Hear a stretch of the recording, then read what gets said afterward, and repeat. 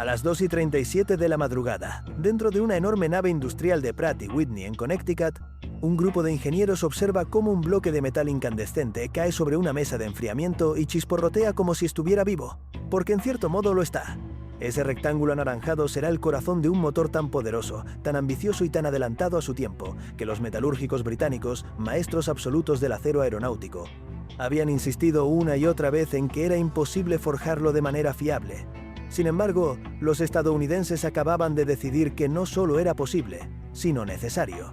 Y no solo necesario, urgente. La Guerra del Pacífico había cambiado su naturaleza de forma brutal.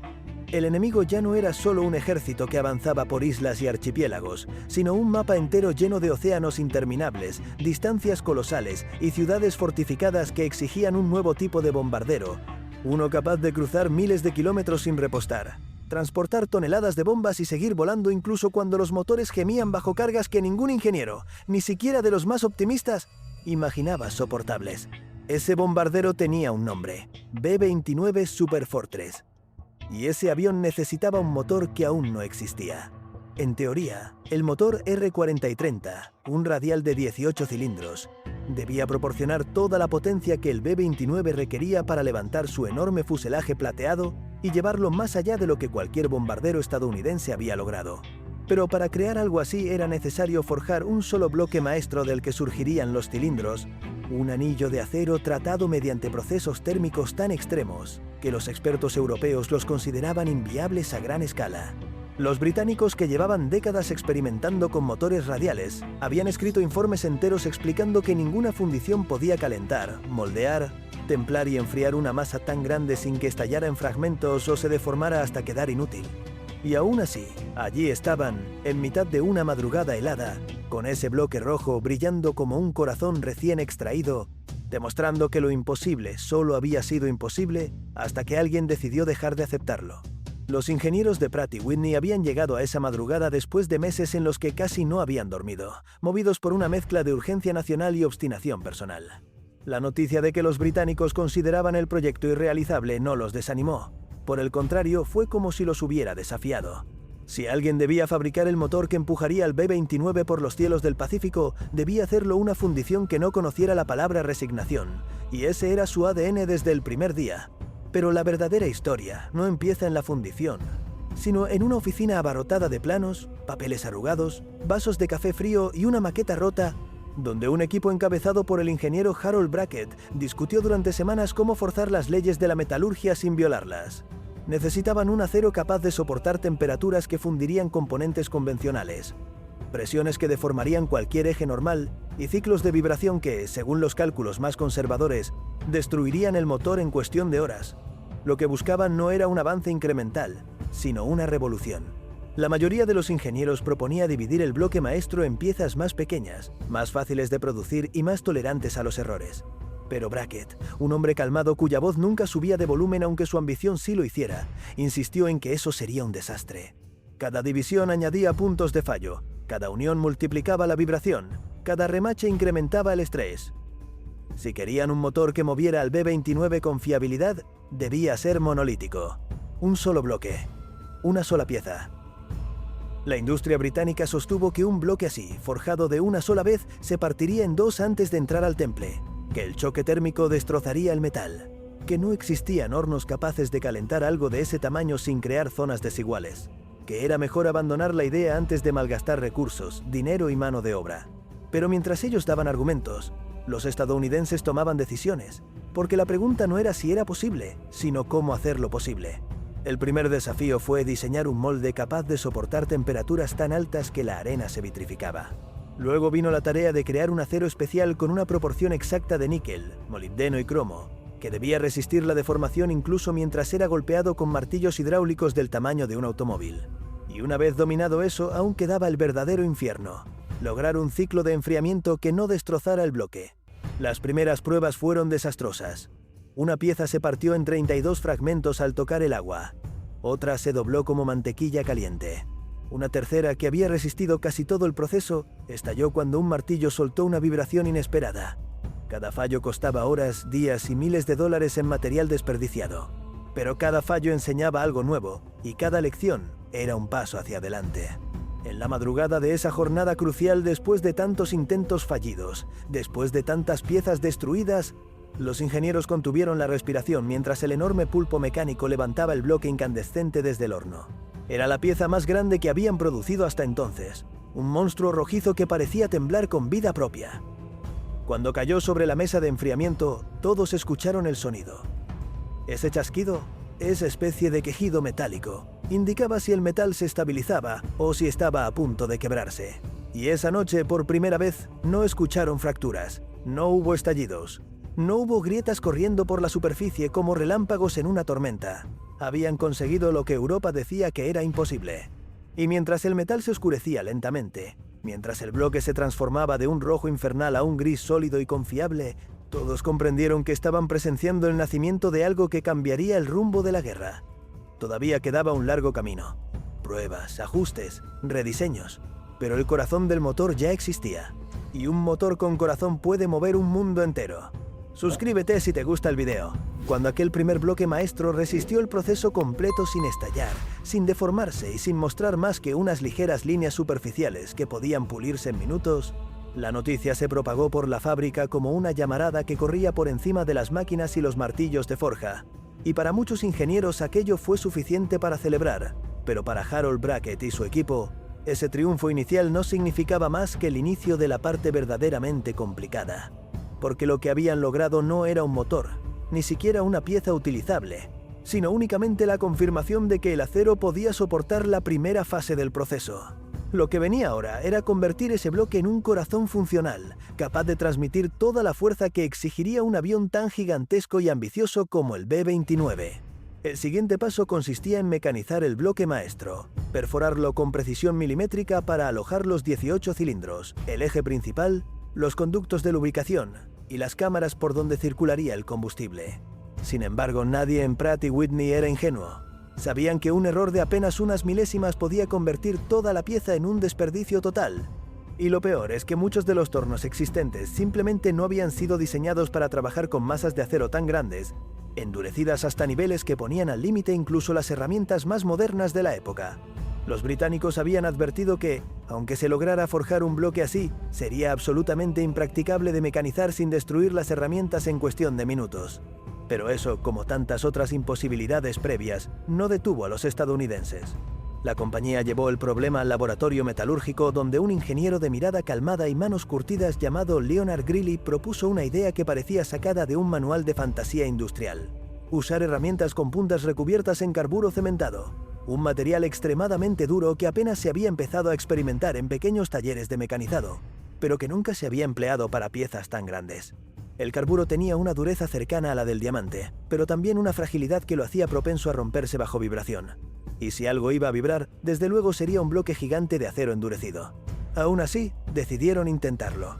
Se instalaron abrazaderas nuevas, se reforzaron los soportes del torno y se preparó un sistema de refrigeración líquido que no existía hasta entonces en la planta. Cuando la primera herramienta tocó el acero, todos contuvieron la respiración. El sonido era agudo, casi irritante, pero limpio. La herramienta no se fracturó. El acero comenzó a ceder, no con violencia, sino con una docilidad inesperada, como si el bloque comprendiera que por primera vez en su corta vida estaba siendo tallado hacia su propósito final. El mecanizado duró horas, días, semanas. Cada hueco para un cilindro debía quedar perfectamente alineado con los demás. Cada conducto debía tener un grosor exacto para que el aceite fluyera sin calentarse de más. Cada superficie debía quedar pulida para no generar turbulencias internas que pudieran destruir el motor en pleno vuelo. No había margen para errores. Mientras tanto, a miles de kilómetros del taller, la guerra presionaba como una mano gigantesca apretando contra el pecho de los estrategas estadounidenses. El frente del Pacífico se extendía como un océano interminable lleno de islas hostiles, bases japonesas fortificadas y distancias que hacían inútiles a los bombarderos tradicionales. El B-24 y el B-17, héroes absolutos del frente europeo, simplemente no podían cubrir los trayectos exigidos para atacar las fábricas japonesas o para apoyar las operaciones anfibias. Se necesitaba un avión que pudiera despegar desde las Marianas, cruzar miles de kilómetros de océano, golpear su objetivo y regresar sin aterrizajes intermedios. Y ese avión ya existía en planos, pero no existía en la realidad porque su motor aún era un sueño a medio fraguar. Los informes de inteligencia advertían que Japón seguía aumentando la producción militar, que sus defensas se fortalecían y que cada mes que se retrasara el despliegue del B-29 significaría más soldados estadounidenses muertos en islas que parecían simples puntos en un mapa, pero que en la práctica eran infiernos de roca volcánica, selva y fuego. Cada minuto que los ingenieros perdían en Connecticut tenía un eco brutal en Iwo Jima, en Saipan, en Tinian y en tantos otros lugares que parecían estar siempre al borde del abismo. Nadie en la fundición podía olvidarlo. Su trabajo no era solo metal, era vida. Con esa presión sobre los hombros, Brackett introdujo una orden que cambiaría el ritmo de todo el proyecto. La producción del bloque maestro debía acelerarse. Necesitaban no uno, sino decenas de bloques capaces de soportar el mecanizado. Y para lograrlo debían modificar la técnica de temple, porque la versión que habían usado en la madrugada del primer éxito era demasiado lenta, demasiado artesanal y demasiado propensa a fallar si se intentaba replicarla en masa. Aquí apareció una figura que pocos recuerdan, pero que fue decisiva. La metalúrgica Eliza Thompson. Una experta en tratamientos térmicos que llevaba meses analizando cada fractura, cada grieta, cada deformación. Fue ella quien propuso un ciclo de enfriamiento escalonado que combinaba agua, aceite y aire comprimido en secuencias exactas reguladas por válvulas automáticas que hasta entonces ni siquiera existían. Su teoría era simple pero profunda. Si no podían evitar que el metal sufriera estrés térmico, podían controlar la forma en que ese estrés aparecía. En otras palabras, podían enseñarle al metal a no romperse. El primer intento con el método de Thompson fue un espectáculo que parecía coreografiado. El bloque salió del horno rojo como un amanecer y entró en el tanque de agua apenas durante segundos. Luego pasó al aceite, generando un vapor oscuro que parecía el aliento de una criatura mitológica. Después, fue sometido a ráfagas de aire comprimido que silbaban contra la superficie aún brillante. Si todo salía bien, el bloque conservaría su estructura interna sin tensiones peligrosas. Si salía mal, estallaría. Nadie habló durante el proceso. Nadie respiró de más. Cuando el bloque finalmente se enfrió, Thompson golpeó la superficie con un martillo de inspección. No hubo eco hueco. No hubo vibración extraña. Era sólido. Perfecto. Ese fue el momento en que Brackett comprendió que, por primera vez, habían encontrado un camino reproducible. Ya no se trataba de un milagro industrial, sino de una técnica. Una técnica que podía escalarse, multiplicarse y llevarse a fábricas en distintos estados si fuera necesario. Una técnica que, en manos de cientos de operarios, podía convertirse en miles de motores listos para ensamblarse en los gigantes B-29 que estaban esperando en hangares abiertos como enormes bocas plateadas. La producción escaló. Las máquinas rugieron. Los hornos trabajaron turnos dobles, triples, sin descanso. Cada pieza que salía del taller era una victoria silenciosa. Cada bloque que resistía el temple era un paso más cerca del Pacífico. Y en cada mirada cansada de los trabajadores quedaba una certeza. Estaban construyendo el motor que cambiaría el rumbo de la guerra. Cuando los primeros bloques maestros comenzaron a salir del taller en cantidades suficientes para sostener una línea de ensamblaje continua, el ambiente dentro de la planta de Pratt y Whitney cambió por completo, porque ya no se trataba de demostrar si podían forjar aquella pieza imposible, sino de construir de manera sistemática, sin fallos, el corazón de 18 cilindros que llevaría al B-29 a altitudes que ningún otro bombardero del mundo podía alcanzar.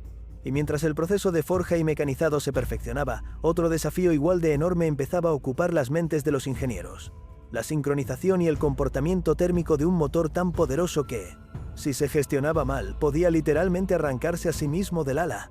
El R-3500, como pronto lo llamaría la compañía, era un motor radial tan grande que muchos mecánicos bromeaban diciendo que parecía más una caldera naval que un motor de aviación, y no era una exageración, porque su sección frontal casi igualaba el ancho del fuselaje de un caza y su masa requería soportes reforzados, sistemas de enfriamiento complejos y materiales que pudieran sobrevivir a temperaturas que habrían derretido motores de generaciones anteriores.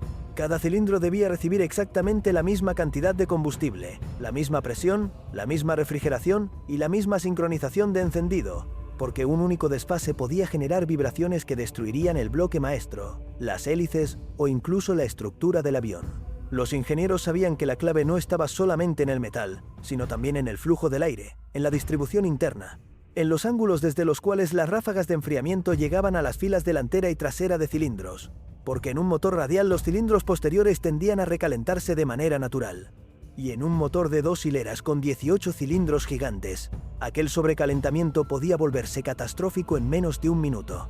Fue en ese contexto que surgió la idea de rediseñar completamente las cubiertas de enfriamiento, creando conductos internos de aire que canalizaran el flujo hacia las zonas más vulnerables, una solución que muchos europeos habían descartado por considerarla demasiado pesada, demasiado complicada o simplemente impracticable para producción masiva. Pero los estadounidenses no solo la implementaron, sino que la convirtieron en un punto central del diseño, integrando deflectores metálicos, con puertas regulables y paneles redirigidos que cambiaban el comportamiento del aire en función de la altitud y de la velocidad del avión. Cada componente fue probado en túneles de viento improvisados con ventiladores industriales, mientras equipos enteros anotaban lecturas de temperatura tomadas con instrumentos que apenas podían soportar el calor que emanaba del motor. El objetivo era simple: un motor que pudiera funcionar horas enteras al límite sin reventar, sin incendiarse y sin obligar al bombardero a descender. Mientras tanto, desde la oficina del Cuerpo Aéreo del Ejército llegaban informes alarmantes. El B-29 debía entrar en servicio lo antes posible, porque las estimaciones indicaban que la guerra en el Pacífico podría prolongarse durante años si no se encontraba un método para bombardear la industria japonesa sin sufrir pérdidas insostenibles. Los escuadrones de bombarderos pesados existentes simplemente no podían cruzar esas distancias gigantescas. Los pilotos lo sabían, los generales lo sabían, y cada soldado en el Pacífico, luchando en selvas densas, en playas volcánicas o en atolones donde no había sombra, lo sabía también.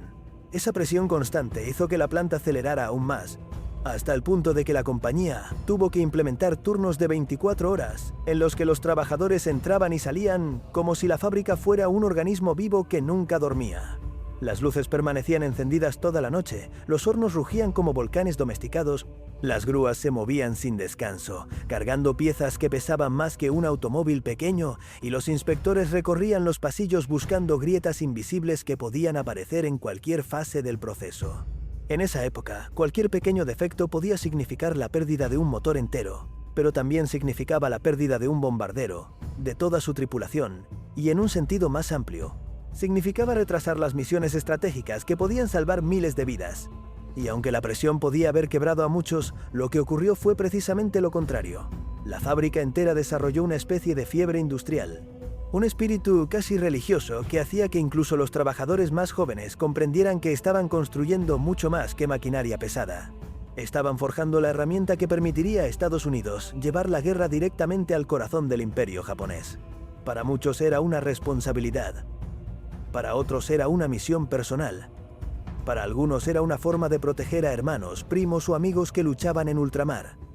Y para todos, era una promesa. El sacrificio de cada día tendría un impacto real. En ese contexto emocional, Brackett presentó un nuevo desafío: diseñar un cigüeñal capaz de soportar fuerzas centrífugas inimaginables para motores anteriores. El cigüeñal debía convertir el movimiento de los pistones en rotación sin deformarse, sin partirse y sin generar vibraciones destructivas. El problema era que en un motor tan grande, la longitud y la masa del cigüeñal producían tensiones enormes cada vez que el motor aceleraba o reducía velocidad. Los británicos habían probado diseños similares, y todos fallaban por fatiga. Pero los estadounidenses procedieron igual que con el bloque maestro, inventando, probando, destruyendo y volviendo a fabricar hasta encontrar la proporción exacta de aleación, tratamiento térmico y geometría que permitiera obtener un eje casi indestructible. Cuando el primer cigüeñal completó las pruebas sin mostrar grietas, el jefe de laboratorio levantó la pieza sobre su cabeza como si fuera un trofeo deportivo. La noticia corrió más rápido que cualquier informe oficial, y con esa pieza aprobada, ya no se trataba de ciencia teórica ni de experimentos aislados. El motor estaba empezando a existir. Hacia finales de aquel ciclo de producción, comenzaron a ensamblarse los primeros prototipos completos del motor de 18 cilindros. Eran gigantes mecánicos colocados sobre bancadas de prueba, rodeados de cables, sensores, tanques de combustible y enormes extractores de aire. Cuando el primero se puso en marcha, el rugido no solo llenó el taller, sino que hizo vibrar ventanas, herramientas y hasta el suelo, como si una criatura prehistórica hubiera despertado dentro del edificio. Las llamas de los escapes parecían lenguas anaranjadas que acompañaban cada explosión interna del motor, mientras los técnicos anotaban temperaturas, presiones y tiempos de respuesta. Al alcanzar potencia máxima, el aire se curvaba alrededor del motor con una intensidad tan feroz que varios papeles salieron volando como pájaros sorprendidos. Pero lo más importante era que todo seguía unido. Ningún cilindro se sobrecalentaba, ningún pistón se pegaba, ningún conducto sangraba aceite y el cigüeñal giraba como si estuviera hecho de seda templada. Frente a aquella bestia rugiente, alguien dijo en voz baja: «Hemos construido algo que antes solo existía en la imaginación». Y nadie lo contradijo.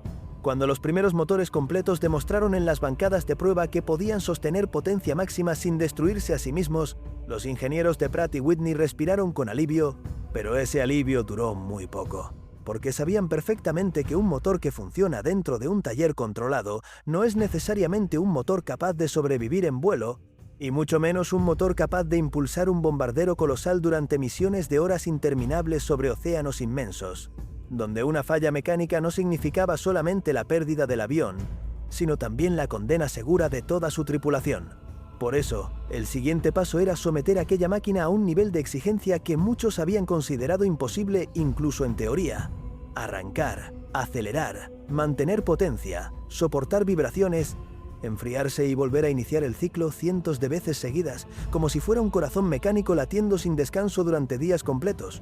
El protocolo de pruebas, diseñado por un equipo que llevaba meses durmiendo menos que los soldados que entrenaban para misiones de combate, exigía que el motor funcionara una cantidad absurda de horas sin interrupción, porque el B-29 no solo debía volar lejos, sino volar alto, rápido, y durante mucho más tiempo que cualquier bombardero que hubiera existido antes. Aquellas pruebas comenzaron en un edificio aislado del resto de la planta, reforzado contra explosiones internas y equipado con gruesos paneles metálicos que hacían rebotar el sonido como si toda la estructura fuera un gigantesco tambor. Cuando el motor se ponía en marcha, el ruido era tan intenso que incluso los hombres con protectores de sonido experimentaban vibraciones en el pecho, como si su propio ritmo cardíaco intentara acompasarse con el del motor.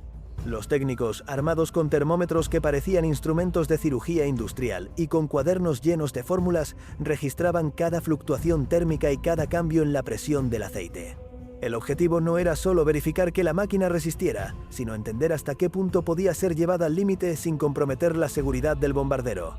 Y fue en una de esas sesiones intensas cuando descubrieron uno de los mayores peligros del diseño: el sobrecalentamiento interno de la segunda hilera de cilindros.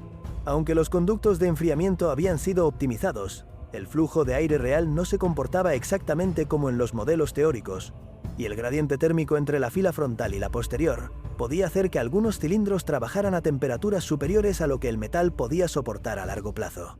La solución no fue simple, y desde luego no fue bonita. Involucró cortar las cubiertas, soldar nuevos deflectores, probar configuraciones improvisadas que parecían más arte que ingeniería, y realizar cambios minúsculos en ángulos que nadie había considerado críticos. Cada modificación era seguida por horas de prueba. Algunas funcionaban ligeramente mejor, otras empeoraban el problema, y algunas, para sorpresa de todos, producían efectos inesperados que obligaban a repetir experimentos completos. Sin embargo, cada iteración dejó una lección clara. El motor, para sobrevivir al combate, debía ser tratado como un organismo vivo, con necesidades de respiración, de circulación y de equilibrio térmico que solo podían conocerse a través de pruebas dolorosamente largas. Mientras tanto, desde las oficinas del cuerpo aéreo llegaban telegramas que no eran exactamente órdenes, pero sí recordatorios casi crueles de lo que estaba en juego. La guerra en el Pacífico avanzaba lentamente, con islas capturadas a un costo humano enorme, y cada retraso en el B-29 significaba prolongar aquella sangría. Los generales no lo decían abiertamente, pero los ingenieros lo entendían igual. Cada hora que ellos trabajaban era una hora que podía salvar vidas en lugares tan remotos como Saipán, Tinian o Guam. Esa presión se mezclaba con el orgullo industrial estadounidense, creando un sentimiento extraño, mitad responsabilidad, mitad desafío, que impulsaba a los trabajadores a continuar incluso cuando sus manos temblaban del cansancio. Con el sistema de enfriamiento finalizado y el cigüeñal perfeccionado, era el turno de optimizar los sistemas de admisión y de combustible, porque alimentar de manera uniforme a 18 cilindros gigantes no era tarea simple. El carburador debía manejar cambios bruscos de altitud, temperatura exterior y presión atmosférica, y hacerlo sin que la mezcla se empobreciera o se enriqueciera en exceso, porque cualquiera de esos errores podía destruir válvulas o pistones. Para resolverlo, los ingenieros desarrollaron un sistema de doble control que ajustaba automáticamente la mezcla según la altitud, una tecnología avanzada para su época que requería componentes delicados fabricados con tolerancias imposibles para muchos países, pero no para una industria que se había convertido, casi sin darse cuenta, en una de las más precisas del planeta. En paralelo, otro equipo se enfrentaba a un problema más silencioso, pero igualmente mortal: las vibraciones armónicas. Un motor radial tan grande generaba ondas de resonancia que, si coincidían con las frecuencias naturales de la estructura del avión, podían producir fallas en las alas o en los montajes del motor. Había registros de motores más pequeños que habían arrancado paneles enteros de fuselaje cuando entraban en fase con la estructura. Y en un bombardero tan gigantesco como el B-29, ese fenómeno podía convertirse en un desastre en cuestión de segundos. Para solucionarlo, se realizaron pruebas con acelerómetros colocados en cada parte del motor, creando mapas detallados de puntos críticos. A partir de esos datos se rediseñaron soportes, se modificaron bujes, se recalcularon pesos internos y se instalaron amortiguadores metálicos que absorberían las frecuencias peligrosas.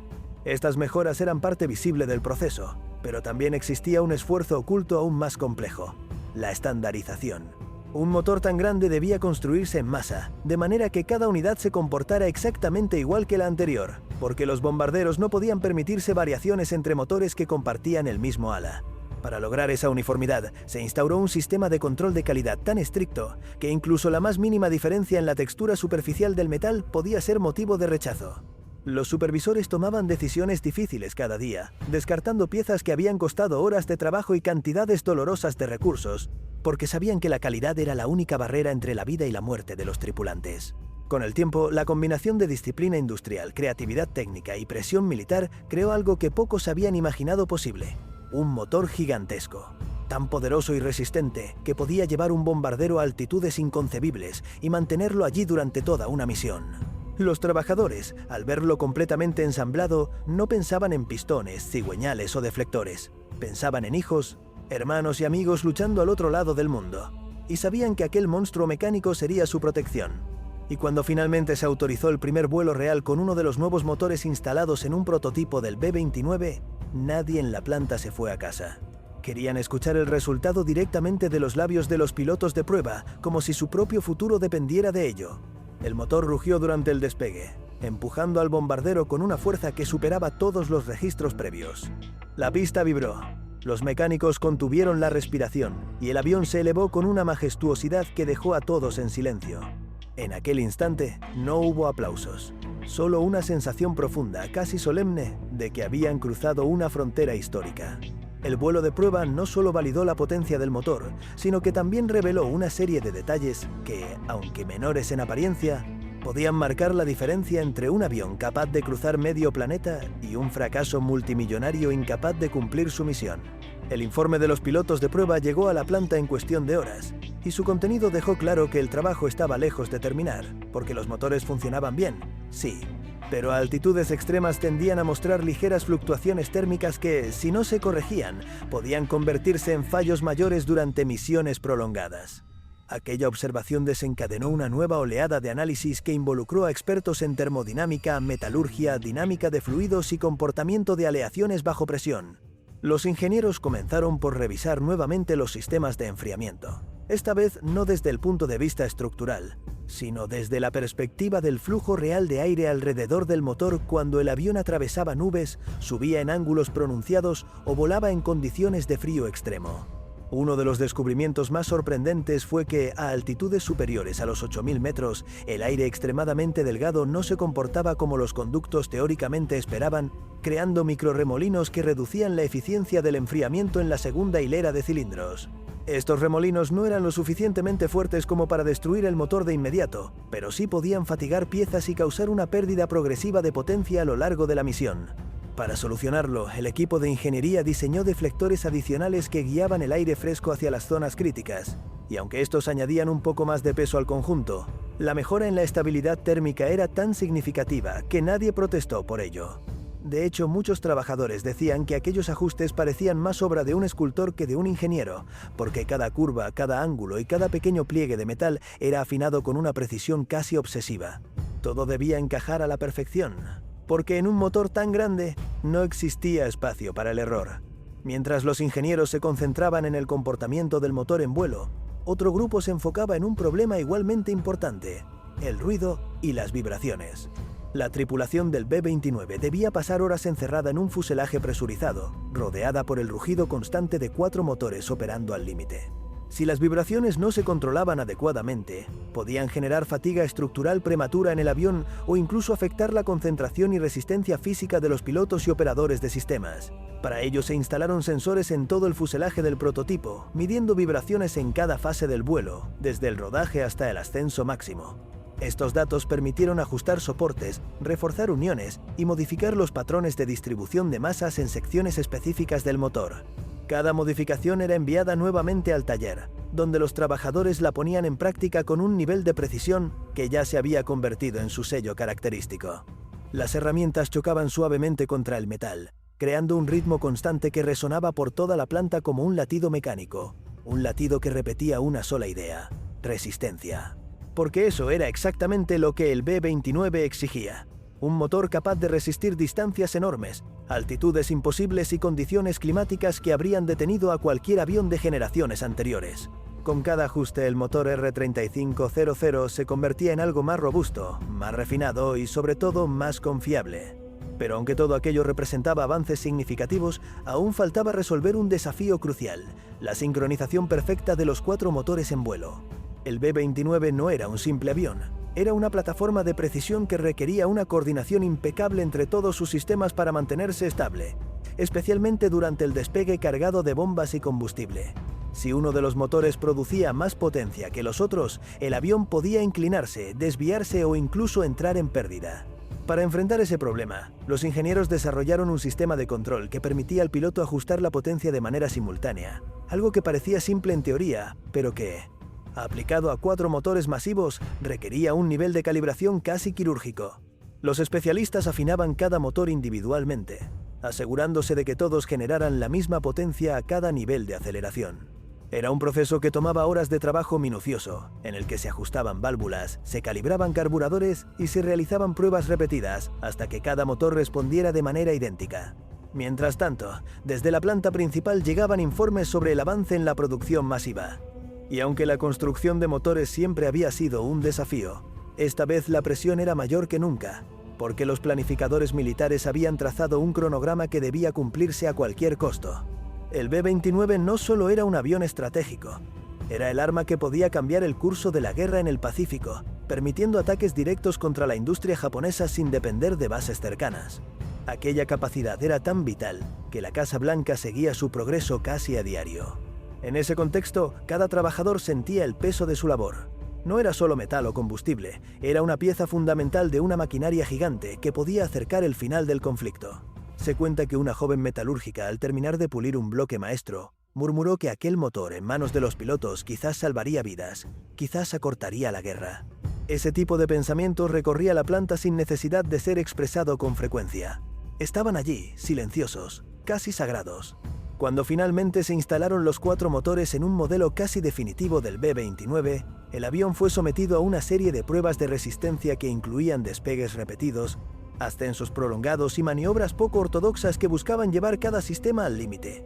Los motores rugían al unísono como si fueran una sola entidad gigantesca, como si compartieran un alma común diseñada para empujar aquella máquina hacia lugares donde ningún bombardero había llegado antes. El piloto de pruebas, un veterano de rostro curtido que había volado desde los primeros días de la guerra, describió la sensación de volar con aquellos motores como domar una tormenta contenida, porque la potencia era tan inmensa que parecía estar a punto de desbordarse, pero al mismo tiempo estaba perfectamente controlada gracias a la precisión del trabajo realizado en la planta. Cuando el avión tocó tierra después de aquel vuelo crucial, los ingenieros se acercaron casi sin respirar, esperando escuchar cualquier indicio de falla, cualquier comentario que implicara volver al taller. Pero en lugar de críticas, lo que recibieron fue una frase que se convirtió en parte de la historia interna del proyecto. Esos motores no solo funcionan, parecen querer volar por nosotros. Aquel día, por primera vez desde el inicio de la guerra, muchos dentro de la planta sintieron algo que no habían permitido sentir hasta entonces: esperanza. Una esperanza que no era abstracta ni sentimental, sino forjada a base de metal, precisión y sacrificio. Cuando el prototipo completamente equipado con los 4 motores R3500 demostró en vuelo que podía sostener alturas extremas y velocidades sostenidas sin mostrar signos de fatiga, el ambiente dentro de Pratt y Whitney cambió de manera casi palpable, como si todos hubieran entendido de repente que lo que estaban construyendo no era simplemente un motor, ni siquiera una serie de motores, sino una pieza esencial de un futuro que todavía no existía Un futuro en el que la guerra podría acortarse, en el que miles de jóvenes aviadores tendrían mejores probabilidades de regresar a casa, y en el que la supremacía aérea estadounidense sería una realidad incuestionable. Y aunque todavía quedaban ajustes por realizar, especialmente en la capacidad de los motores para permanecer estables durante misiones que superaban con facilidad las 12 horas de duración, la mayor parte de los grandes desafíos técnicos ya había sido superada. A partir de ese punto, el enfoque dejó de ser la experimentación individual y pasó a concentrarse en la producción masiva, que era una tarea más complicada de lo que cualquiera fuera de la industria podría imaginar, porque fabricar un motor tan sofisticado no se trataba de replicar un diseño, sino de reproducirlo con precisión quirúrgica cientos, luego miles de veces, sin desviaciones, sin improvisaciones y sin aceptar variaciones mínimas que en otros proyectos habrían sido tolerables. Cada bloque maestro tenía que ser idéntico al anterior. Cada cigüeñal debía comportarse exactamente igual. Cada válvula debía tener el mismo rango de tolerancia y cada canal de enfriamiento debía ser reproducido sin errores. Esa estandarización casi obsesiva obligó a la planta a transformarse tanto en tecnología como en mentalidad. En cuestión de semanas, se introdujeron dispositivos de medición más precisos, herramientas de calibración específicamente diseñadas para piezas críticas y un sistema de inspección que hacía que cualquier fábrica tradicional pareciera un taller improvisado. Los inspectores no solo buscaban defectos visibles, sino también irregularidades microscópicas detectadas por instrumentos recién desarrollados para la industria aeronáutica. Era tan riguroso el proceso que, según se contaba dentro de la planta, más de un ingeniero veterano admitió que nunca había visto un estándar tan alto en ningún proyecto de ingeniería anterior. Mientras esa maquinaria industrial avanzaba, el Ejército del Aire comenzaba a enviar informes desde bases de entrenamiento donde los primeros escuadrones de B-29 practicaban misiones simuladas con aviones equipados con motores completamente operativos. Esos informes llegaron con un tono sorprendentemente distinto al de los reportes iniciales, porque hablaban de estabilidad, confiabilidad y resistencia. Los pilotos comentaban que los motores respondían con suavidad incluso a cambios bruscos de aceleración, que mantenían la potencia en climas cálidos y fríos, y que las oscilaciones térmicas que antes preocupaban habían desaparecido gracias a los deflectores y ajustes realizados en las últimas fases del desarrollo.